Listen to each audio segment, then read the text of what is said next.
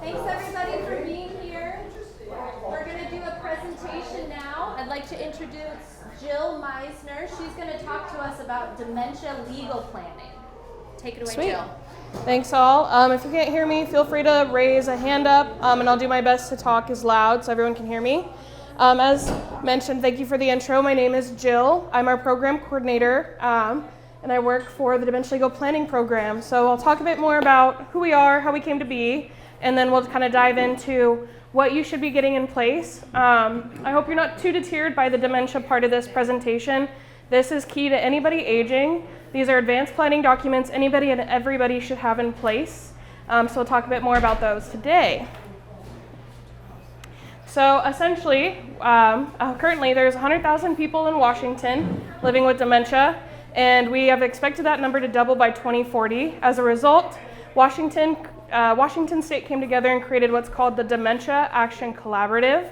The Dementia Action Collaborative was put together to address the ever-growing need of folks living with dementia in Washington. So that's covering things like research, drug trials, and then we serve as that legal partner and within all of that. All right, so as I mentioned, the DAC was created to address the ever-growing need of folks living with dementia in Washington, but it was established in 2016, and it's funded and put together by public and private partners. So think Alzheimer's Association, UW Brain and Memory Health, a number of really awesome resources, private doctors, research companies, et cetera, all serving different components. And as I mentioned, we serve as that legal component getting folks set up. All right, so what we're going to talk about today is our toolkit. This is kind of our main wheelhouse and encompasses all the big things you should probably get in place. We'll talk about why they're important, what each of these documents are and what they do, and then we'll kind of cover questions towards the end. So if you have specific questions relating, let's kind of try and hold them off to the end, unless you can't hear me. I'll more than likely answer them as we go. So diving in. Today we're going to talk about durable powers of attorney for healthcare and finances. Oh, yeah. It's very hard to see. Oh, maybe let's turn off the lights.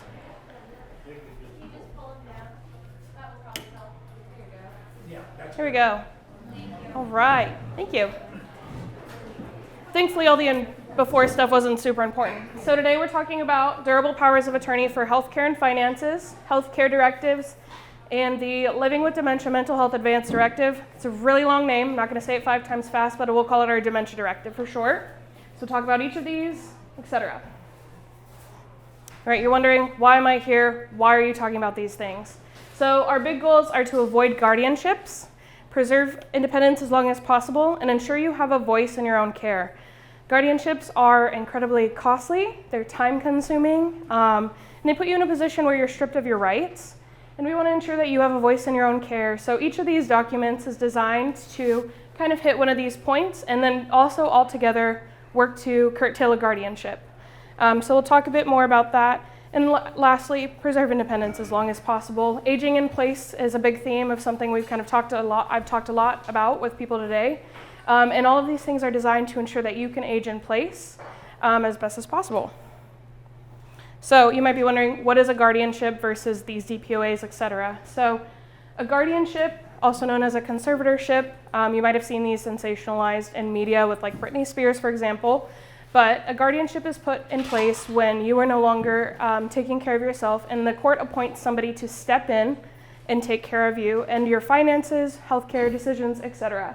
So when a guardianship has been established, you might lose the right to marry or divorce, vote, enter into a contract, which is a pretty broad term, but that can include things like applying for benefits. That could include selling your house if you need to downspend. But it also includes driving privileges. And the big one that I think is most pertinent is refusing or consenting to medical care and deciding who will provide you treatment. So think back to when you were a child, your parents were your guardian. You couldn't do anything without your parents, and that's essentially what a guardianship does to you when you have one put in place. Then as you can see, we've just quoted RCW laws. So what we're talking about today, the main kind of documents, if you walk away with anything, are going to be durable powers of attorney and healthcare directives. The first one we're going to talk about is DPOA for finances. So your DPOA for finances, or durable power of attorney for finances, is an everlasting document that you create that essentially allows you to create an agent or a copy of yourself out in the world.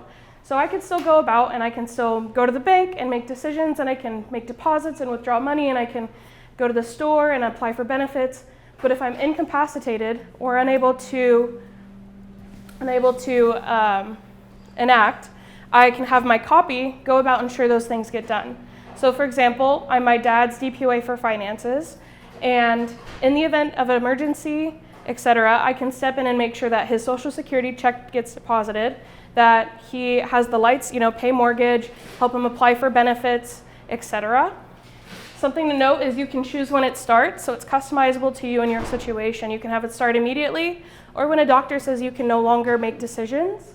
And then it also includes some special powers, so administering trusts, gifting money, etc. Those things are more tailored to down spending or creating trusts, and those are, again, related to down spending, paying for long-term care. But the point is it's customizable to you and your situation. So again, this is just somebody that you're kind of giving agency over. You still have the right to make your decisions, but you now have a copy of you in the world who can go about and do things should you need that help. So it's a really awesome tool, but we'll talk a bit more about how this ties in with some of our other documents. Our next is DPOA for healthcare. You might have had one of these put in place if you've had a surgery or if you've just been to your doctor's office recently. This is the same concept as your DPOA for finances, but somebody who's good in a medical setting. So in my family, I have 5 siblings. I am not a good person in a hospital. I'm a wreck. I'm a very nervous gal. So my older brother is my dad's DPOA for healthcare versus me being his DPOA for finances. So you can name different people for each of those. Does not have to be the same person. To note, this one does start immediately, and that comes from the fact that you don't know if you're going to be in an emergency. So this is that kind of durable part it's everlasting. It means in the event of an emergency, etc., it'll kick in. And it doesn't have to be, like I said, the same person as your DPOA for finances, but the goal is all of these will work in tandem to ensure that, in the event that you need somebody to step in and make a decision, this person is who you want. So if incapacitated or unable to make a decision, by state law, it'll follow some what we call kinship order.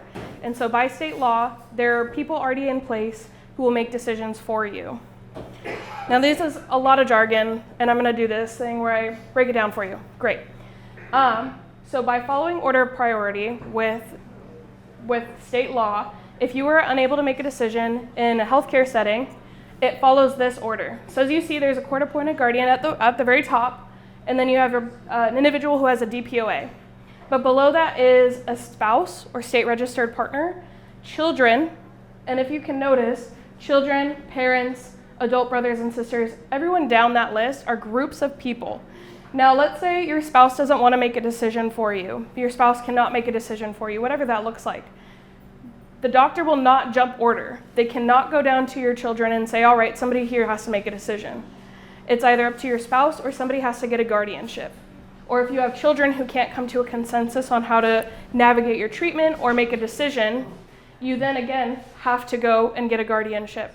So as I kind of mentioned, I have 4 siblings, there's 5 of us. It's a cold day in hell if all of us are agreeing on something. And so when it comes to my family or my dad's care, for example, we more than likely would not come to a consensus on what to do and would have to seek out a guardianship. That's time consuming, that's costly, it's expensive. I know a lot of folks are in positions where they're on fixed incomes or seeking out additional help is just not tangible. So by putting these things in place ahead of time, you get to also have a say in who takes care of your care. I also have younger siblings. They're all wild and reckless, love them to death. But the reality is my dad probably doesn't want them making medical decisions for him, or financial decisions for him. So the point is you can put who you want in these positions of power to ensure that you get the assistance you need. But to note, this is only applicable to healthcare. So in the event of an emergency, if you are incapacitated or unable to make a decision, if somebody doesn't have a DPOA for finances, they can do nothing to help you in the financial realm. So they can't help you apply for benefits. They can't help you navigate insurance claims, etc. So that's the importance of having both of those things in place.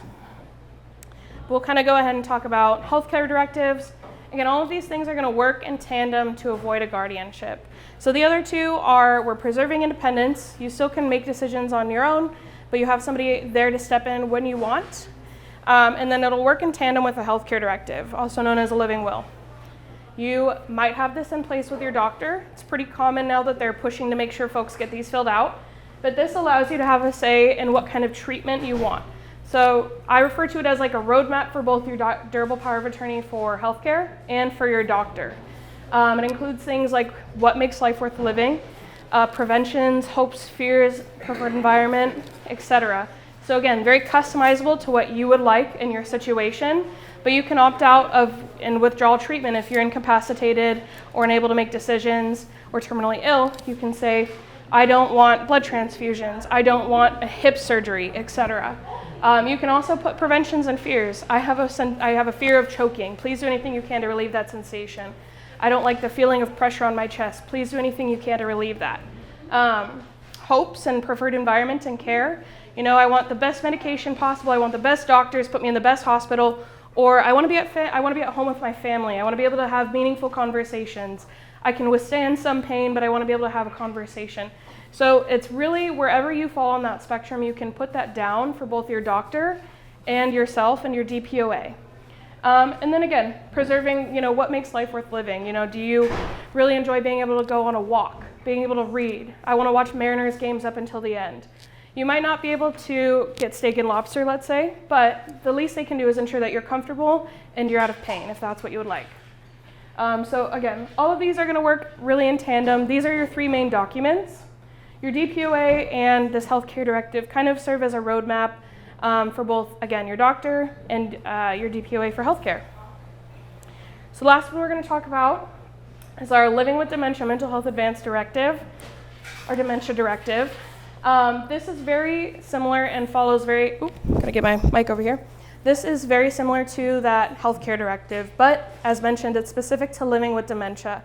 So it was put together by End of Life Washington, and we're really grateful to have it. It's an amazing document, and it, as mentioned, covers kind of life as you navigate living with dementia.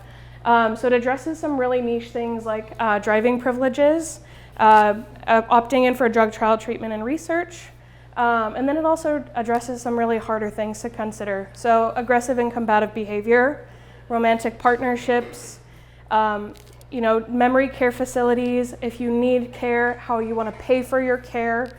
So again, it's a really in-depth document. It's a lot heavier, and I always suggest people kind of take it home and read it through before making any kind of rash decision, But the point is, this serves as, again, another roadmap as you live your life with dementia and over the course of your life with dementia. It's truly an amazing tool, and we're so grateful to have it here in Washington. But yeah. All right, if you're going to walk away from my presentation with anything, I ask that you get your documents notarized. It doesn't matter what document. If it has an option for a notary, get it notarized. Witness signatures are often contested, and it takes a lot longer to turn around and sue the bank to take your one document than going and getting a notarization.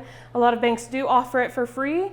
If you come through our program, I'm a notary. I also notarize documents, so please notarize your documents. All right, now you are wondering, you've given me all this information. You said to do all these things. Where do I give them? Who do I give them to? Where do they go? Great question, folks. So your DPOA for finances is going to go to your agent. The signed copy goes to that agent, and then you keep a copy, and then you give a copy to the bank.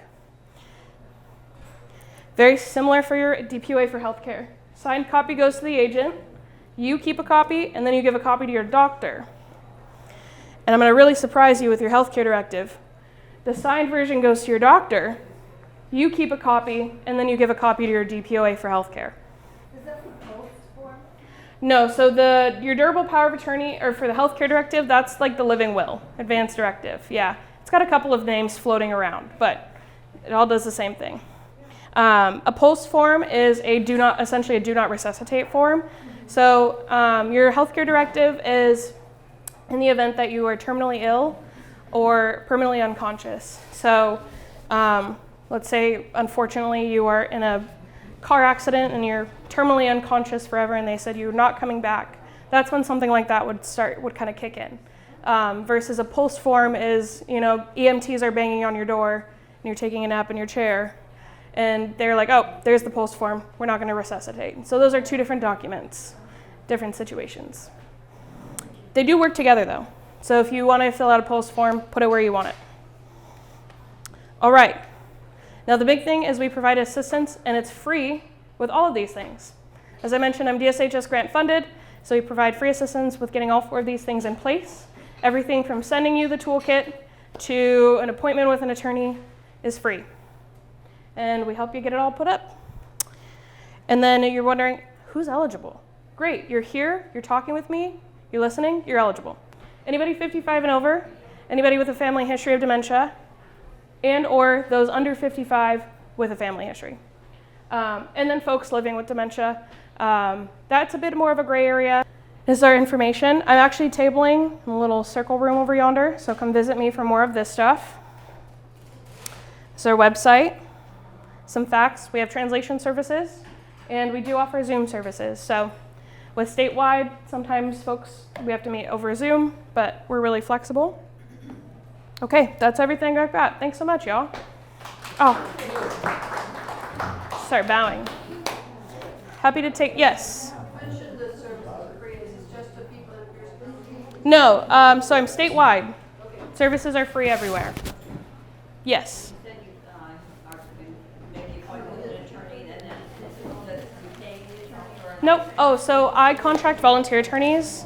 I harass them until they want to volunteer with me, and then I make them come in for an appointment. But we train them, etc.